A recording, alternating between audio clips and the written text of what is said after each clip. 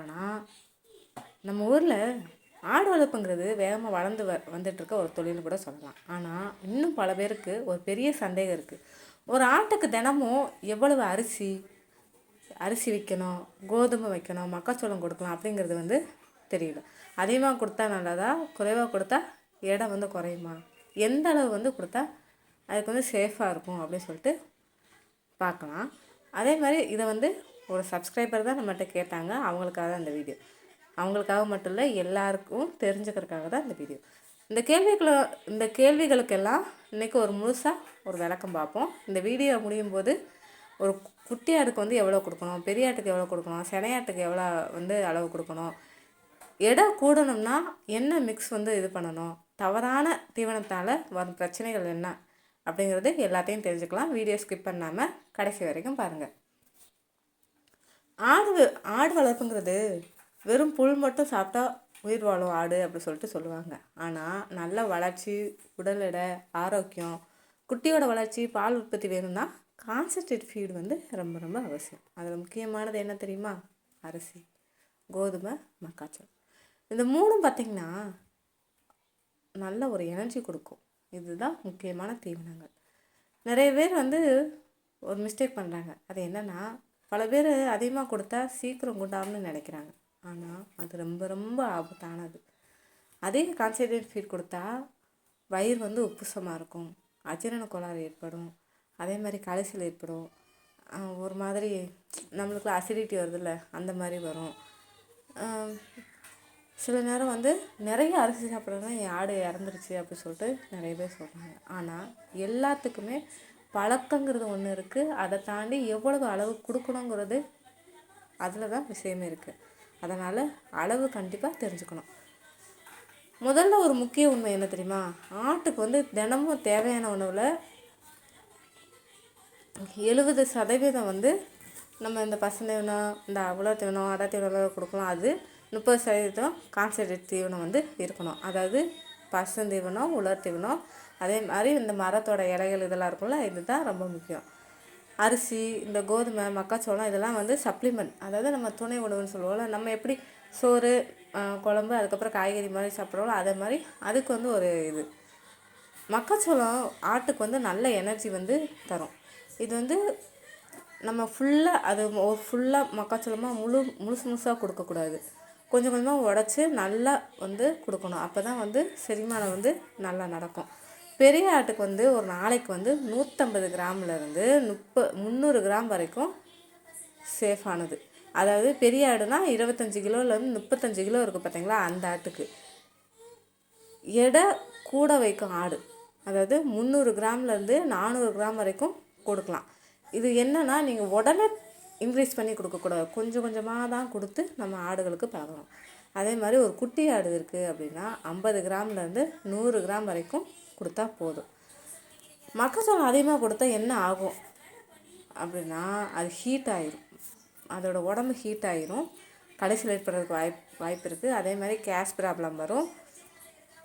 அதே மாதிரி அந்த தீவனம் அது நம்மளுக்கு மூஞ்சில் அடிக்கிற மாதிரி இருக்கலாம், அந்த மாதிரி ஆகிடும். சில பேர் 1 கிலோ வரைக்கும் போடுறாங்க. அது ரொம்ப ரொம்ப தவறு. நீங்கள் கம்மியான நான் சொன்ன அளவு கொடுத்தாலே போதும். அதுக்கு நல்ல ஒரு எனர்ஜி சோர்ஸும் கூட. கோதுமை எவ்வளவு கொடுக்கலாம்? கோதுமை நல்ல எனர்ஜி, அதோடு சேர்த்து ப்ரோட்டீன் இருக்கும். ஆனால் முழுசாக கொடுக்கறத விட கொஞ்சம் உடச்சி, கொஞ்சம் நம்ம எப்படி கோதுமை உப்புமான்னு கோதுமை ரவைன்னு சொல்லியிருக்கோம் பார்த்தீங்களா, அந்த மாதிரி கொஞ்சம் அந்த மாதிரி சின்னதாக இல்லாமல் கொஞ்சம் இதை நார்மலான அளவுக்கு உடச்சி வச்சுருந்திங்கன்னா கொஞ்சம் நல்லாயிருக்கும். பெரிய ஆட்டுக்கு பார்த்திங்கன்னா 100 கிராம்லேருந்து 250 கிராம் வரைக்கும், சினையாட்டுக்கு 200 கிராம் வரைக்கும் கொடுக்கலாம். குட்டி ஆடு அப்படின்னு பார்த்தா 50 கிராம்லேருந்து 80 கிராம் வரைக்குமே நம்ம தாராளமாக ஆடுகளுக்கு கொடுக்கலாம்.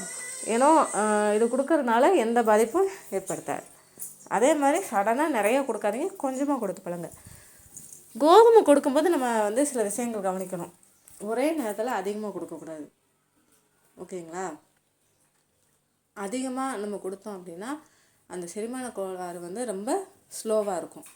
அதே மாதிரி ஏதாவதுல மிக்ஸ் பண்ணி கொடுங்க, ஓகேங்களா? அதாவது வேறு ஏதாவது தீவனம் கொடுக்குறீங்க அப்படின்னா அதோட சேர்த்து இந்த கோதுமை இந்த இதையும் மிக்ஸ் பண்ணி கொடுத்தா தான் ரொம்ப நல்லது. அடுத்து அரிசி. எந்த அரிசி கொடுக்கலாம் அப்படின்னா, நம்ம பாலிஷ் பண்ண அரிசி, அதாவது வீட்டில் வாங்கி வச்சுருக்க அரிசி, அந்த அரிசி கொடுக்கணும்னு அவசியம் கிடையாது. நம்மளுக்கு ரேஷன் கடையில் நம்மளுக்கு கொடுப்பாங்க, ரேஷன் கார்டுக்கு இவ்வளோ, ஒரு கார்டுக்கு வந்து இவ்வளோன்னு கொடுப்பாங்க. அந்த அரிசியை வச்சாலே போதும். அதாவது உடஞ்ச அரிசியாக இருக்கணும், அந்த மாதிரி கொடுத்தா நல்லது. நம்மளுக்கு ரேஷன் கடையில் கொடுத்தா, ஏன்னா எங்கள் வீட்டில் பார்த்திங்கன்னா 3 ரேஷன் கார்டு இருக்குது. எங்கள் வீட்டில் எங்களுக்கு ஒன்று, அவங்க அப்பா அம்மாவுக்கு ஒன்று, அடுத்து அவங்க அண்ணனுக்கு ஒன்று, அப்படியே 3 ரேஷன் கார்டு. 3 ரேஷன் கார்டுக்கு எவ்வளோ அரிசி கொடுக்குறாங்களோ அந்த அரிசியை தான் நாங்கள் வைப்போம். நம்ம சாப்பிட்ற அரிசி வந்து நம்ம ரெகுலராக கொடுக்கணும்னு அவசியம் இல்லை. அதே மாதிரி மக்காச்சோளம் நிறையா சாப்பிட்டுச்சு அப்படின்னாலும் அரிசி கொடுக்க தேவையில்லை, ஏதாவது ஒன்று கொடுத்தா போதும். ஒரு நாளைக்கு எவ்வளோ கொடுக்கணும்னா, நாங்கள் வந்து ஒரு உலக்கு, சின்ன ஒரு கால்படி உலக்கு இருக்குது பார்த்தீங்களா, அந்த உலக்கில் வந்து ஒரு நாங்கள் வச்சு பழக்கம் இருக்கிறதுனால எங்களுக்கு வந்து கிட்டத்தட்ட எவ்வளோன்னா 1.5 உலக்கு வைப்பாங்க பெரிய ஆட்டுக்கு. இப்போ பெரிய ஆட்டுக்கு வந்து 100 கிராம்லேருந்து 200 கிராம் வரைக்கும் கொடுங்க. குட்டி ஆட்டுக்கு அப்படின்னு பார்த்தாங்கன்னா 30 கிராம்லேருந்து 50 கிராம். ஓகேங்களா? இப்போ நல்ல ஒரு இந்த பால் கொடுக்குற ஆடு, இந்த சினை ஆடுக்கு பார்த்திங்கன்னா ஒரு 250 கிராம் வரைக்குமே கொடுக்கலாம். நல்லா நீங்கள் வந்து எப்பயுமே வச்சு பழகிட்டு அதுக்கப்புறம் கொடுங்க. ஏன்னா சடனாக நம்ம வந்து எதையுமே நிறைய கொடுக்கக்கூடாது. ஓகேங்களா? 3ஐயும் சேர்த்து மிக்ஸ் பண்ணலாமா அப்படின்னா கண்டிப்பாக பண்ணலாம். ஆக்சுவலி இது வந்து பேலன்ஸாக நம்ம இது பண்ணணும். நம்ம வந்து ஒரு இவ்வளோ கொஞ்சம் கொஞ்சமாக இது பண்ணி மிக்ஸ் பண்ணி நம்ம வச்சுக்கலாம். அதுக்கான அளவு சொல்லவா? மக்காச்சோளம் பார்த்திங்கன்னா ஒரு 40% எடுத்துக்கோங்க ஃபஸ்ட்டு. கோதுமை வந்து ஒரு 30%, அரிசி வந்து 20%, அப்புறம் இதோட சேர்த்து கடலை புண்ணாக்கு வந்து ஒரு 10% வந்து மிக்ஸ் பண்ணிக்கோங்க. இது வந்து நல்ல எனர்ஜி கொடுக்கும். இந்த 3 சேர்த்து மிக்ஸ் பண்ணி நீங்கள் கொடுத்து பாருங்கள். ஆடு வந்து நல்ல ஆரோக்கியமாக நல்ல எடை கூடுறதுக்கு வாய்ப்பு இருக்குது. எடை கூட வேண்டும்னா எந்த தீவனம் வந்து கொடுக்கலாம். பல பேருக்கு வந்து இதுதான் ரொம்ப முக்கியமான ஒன்றுன்னு கூட சொல்லலாம். வேகமாக வந்து எடை கூடணும் அப்படின்னா ஒரு மெத்தட் வந்து ஃபாலோ பண்ணலாம். காலையில் என்னென்னா பசுந்தீவனம், இந்த மர இலை, வேப்பிலை கூட நம்ம கொடுக்கலாம். இங்கே பட்டுப்புழு அந்த இலை கூட கிடைக்கும், சவுண்டால், இந்த மாதிரி நிறைய இருக்குது, அகத்திக்குளம் எல்லாமே இருக்குது, அதெல்லாம் கொடுக்கலாம் பசுந்தீவனத்தில். மதியம் பார்த்திங்கன்னா தண்ணி கண்டிப்பாக கொடுத்தே ஆகணும். அது வெயில் காலத்தில் கூட கொஞ்சம் தண்ணி கொடுக்குறதுனால ரொம்ப நல்லது. மினரல் மிக்ஸு கொடுக்கலாம். மாலையில், அதாவது சாயங்காலம் பார்த்திங்கன்னா ஒரு கான்சன்ட்ரேட் ஃபீடு மிக்ஸு கண்டிப்பாக கொடுக்கலாம். இந்த கான்சன்ட்ரேட் ஃபீடு மிக்ஸு வந்து நீங்கள் வந்து நோட் பண்ணி வச்சுக்கோங்க. தண்ணி வந்து முக்கியமாக அப்படின்னு கேட்டால் தண்ணி வந்து ரொம்ப ரொம்ப முக்கியம். சுத்தமான தண்ணி இருக்கணும். அதே மாதிரி எப்பயுமே தண்ணி ஒரு இதில் இருந்துக்கிட்டே இருக்கணும். அதுக்குன்னு அப்பப்போ ஊற்றுங்க. காலையில் ஊற்றி வச்ச தண்ணியை சாயங்காலம் வரைக்கும் வச்சுருந்து அதை எல்லாம் தூசி வந்து விழுந்து அதுக்கப்புறம் அந்த தண்ணியை கொடுக்காங்க. சுத்தமான தண்ணியாக கொடுத்து பழகுங்க. தண்ணி வந்து குறைஞ்சா அதுக்கு வந்து அந்த செரிமான கோளாறு ஏற்படும். அதே மாதிரி தீவனம் வந்து எடுத்துக்காது. ஏதாவது கிட்னியில் ஏதாவது வந்து பிரச்சனை வரும். அதனால் வந்து அதெல்லாம் பார்த்துக்கோங்க. அடுத்து மினரல் மிக்ஸ் வந்து ஏன் அவசியம் அப்படின்னா, அரிசி, கோதுமை, மக்காச்சோளம் மட்டும் போதாது. ஆட்டுக்கு வந்து கால்சியம், பாஸ்பரஸ், அப்புறம் சால்ட்டு, ட்ரேஸ் மினரல்ஸ் இதெல்லாம் கண்டிப்பாக தேவைப்படும். வாரத்துக்கு 3லேருந்து 4 நாள் வந்து மினரல் மிக்ஸ் வந்து கொடுக்கணும். இந்த தவறை மட்டும் கண்டிப்பாக பண்ணாதீங்க. சில ஃபார்மர்ஸ் வந்து என்ன பண்ணுறாங்கன்னா ஒரே நாளில் அதிக தீவனம் வந்து கொடுக்குறாங்க. அது வந்து ரொம்ப ரொம்ப தவறு. சடனாக இன்க்ரீஸ் பண்ணாமல் கொஞ்சம் கொஞ்சமாக இன்க்ரீஸ் பண்ணுங்கள். ஃபஸ்ட் நாள் கொஞ்சம், அடுத்து 2வது நாள், 3வது நாள், அப்படின்னா கொஞ்சம் கொஞ்சமாக நீங்கள் வந்து இன்க்ரீஸ் பண்ணுங்கள். குட்டி ஆட்டுக்கு வந்து ஒரு ஸ்பெஷலாக நம்ம வந்து கேர் எடுத்து பார்த்துக்கணும். 3 மாதத்துக்கு மேலே குட்டிகளுக்கு வந்து கொஞ்சம் கொஞ்சமாக கான்சன்ட்ரேட் ஃபீடு, பசுந்தீவனம் இதெல்லாமே கொடுத்து பழகலாம். ஆனால் ரொம்பவுமே கொடுத்து பழகாதீங்க.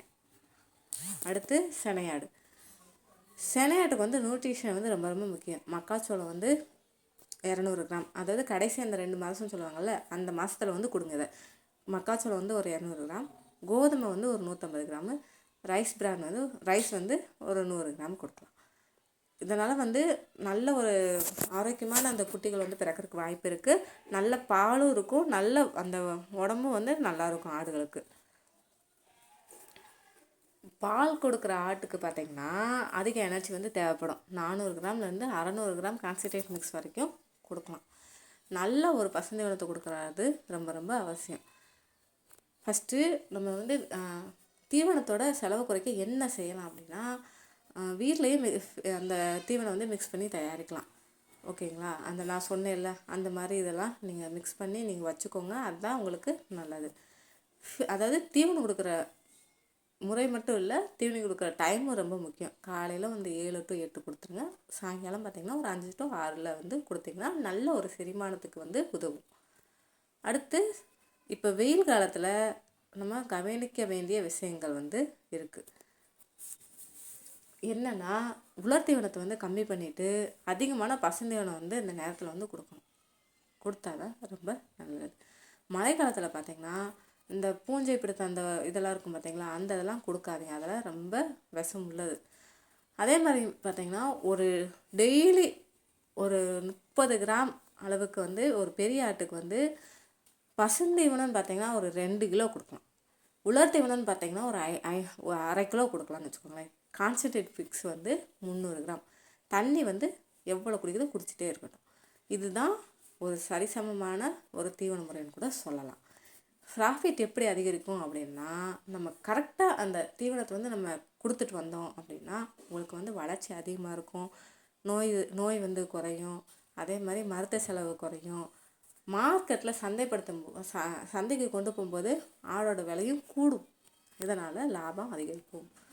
முக்கிய குறிப்புகள் இதில் என்னென்னா, மக்காச்சோளம் வந்து 150 கிராம்லேருந்து 300 கிராம் வரைக்கும் கொடுக்கும். கோதுமை வந்து 100லேருந்து 250 கிராம் வரைக்கும் கொடுக்கலாம். அரிசி பார்த்திங்கன்னா 100 கிராம்லேருந்து 200 கிராம் வரைக்கும் கொடுக்கலாம். தண்ணி கண்டிப்பாக வச்சுருங்க. மினரல் மிக்ஸை மறக்காதீங்க. இதை வந்து கரெக்டாக பண்ணிங்க அப்படின்னா நல்லது.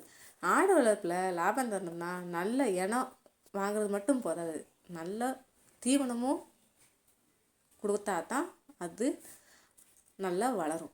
அளவான தீவனம், ஆரோக்கியமான ஆடு, அதிக லாபம். இந்த தகவல் உங்களுக்கு யூஸ்ஃபுல்லாக இருந்தால் வீடியோவை கண்டிப்பாக லைக் பண்ணுங்கள், ஷேர் பண்ணுங்கள். மற்ற ஆடு வளர்ப்பவங்களுக்கும் இந்த நியூஸை சொல்லுங்கள். இந்த வீடியோ கண்டிப்பாக உங்களுக்கு பிடிச்சிருக்குன்னு நினைக்கிறேன். என் சேனலை மறக்காமல் சப்ஸ்கிரைப் பண்ணிட்டு போங்க. நாளைக்கு என்ன வீடியோ பார்க்கலாம்னு சொல்லிட்டு நாளைக்கு பார்க்கலாம்.